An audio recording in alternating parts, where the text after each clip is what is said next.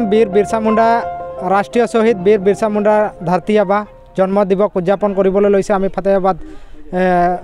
বাঁশবাৰী আঞ্চলিক আৰু MS unit কমিটিৰ উদ্যোগত আৰু আমাৰ বিৰছা মুণ্ডাৰ ষ্টাচুৰ কাষত আমি মূল্যায়ন কাৰ্যসূচী দিনজোৰা কাৰ্যসূচী আছে আমাৰ মাজত মূল্যায়ন কৰা হ'ব আৰু খেল ধেমালি হ'ব লগতে 3টা বজাৰ লগে লগে আমাৰ মুকলি সভা অনুষ্ঠিত হ'ব আমাৰ MS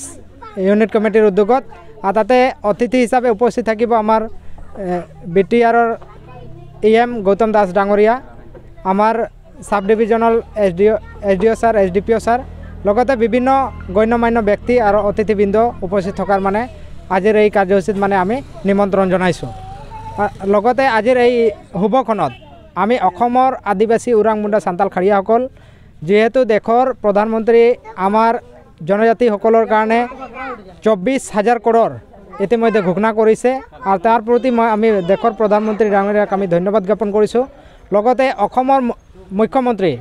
ডক্টৰ হিমন্ত বিশ্ব শৰ্মা দেৱলৈ আমাৰ অনুৰোধ যে অসমত বসবাস কৰা ওৰাং মুণ্ডা সান্তাল খাৰিয়াসকলক অতি শীঘ্ৰে জনজাতিকৰণ মৰ্যাদা দি আমাকো সন্মান এটা দি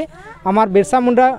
আদিপুৰুষ হিচাপে আমি যিমানখিনি আমি অসমত বসবাস কৰোঁ গোটেইকেইজনে আমি গৌৰৱিত হ'ম আৰু অসমৰ ইতিহাসত আমাৰো এটা নাম উজ্জ্বল হৈ থাকিব বুলি আমি আজিৰ তাৰিখত আমি বিনম্ৰ অনুৰোধ জনাইছোঁ ৰাতিপুৱা আমাৰ বিৰছা মুণ্ডাৰ ষ্টাচুৰ কাষত আমাৰ আদিবাসী উন্নয়ন পৰিষদৰ আমাৰ উপাধ্যক্ষ মাননীয় শ্ৰদ্ধাৰ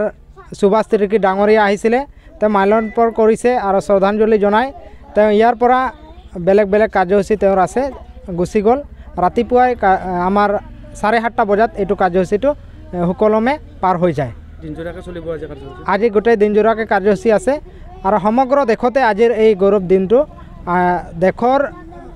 প্ৰধানমন্ত্ৰী ডাঙৰীয়া যোনটো ঘোষণা কৰিছে এইটো হিচাপে উদযাপন কৰিছে গোটেই সমগ্ৰ দেশতে